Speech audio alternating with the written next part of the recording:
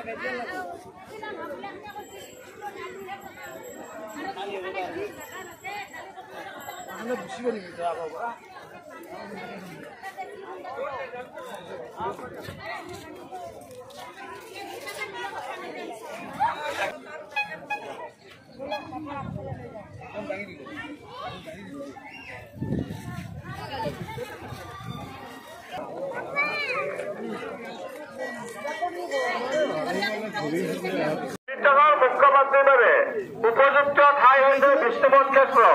আপোনালোকে বিষ্ণুপদ ক্ষেত্ৰত আহি অস্থিক্ষেপণ আৰু পিণ্ডদান কৰিব পাৰিব। ইতিমধ্যে দেৱালয় পৰিচালনা সমিতিয়ে অস্থিক্ষেপণৰ বাবদ 300 টকা আৰু পিণ্ডদানৰ বাবদ 500 টকা ধাৰ্য কৰিছে।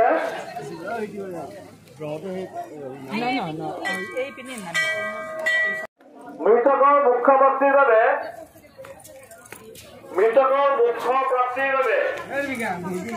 অস্থিক্ষেপণ কৰাৰ উপযুক্ত ঠাই বিষ্ণুপদ ক্ষেত্ৰ।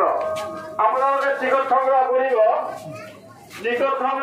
কাৰ্যালয়ত, টিকট সংগ্ৰহ কৰি অস্থিক্ষেপণ আৰু পিণ্ডদান কৰিবলৈ পাৰিব।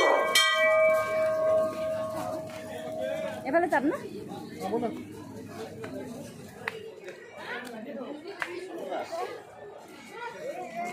সানন্দা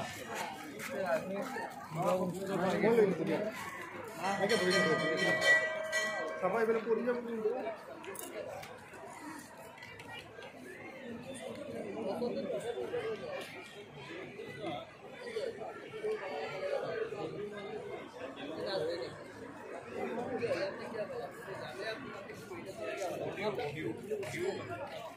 মৃতকৰ মুখ্য প্ৰাপ্তিৰ বাবে যিসকলে অস্থিক্ষেপণ কৰিবলৈ আহিছে তেখেতসকলক আমি কাৰ্যালয়ত টিকট সংগ্ৰহ কৰি অস্থিক্ষেপণ কৰিবলৈ অনুৰোধ জনাইছো।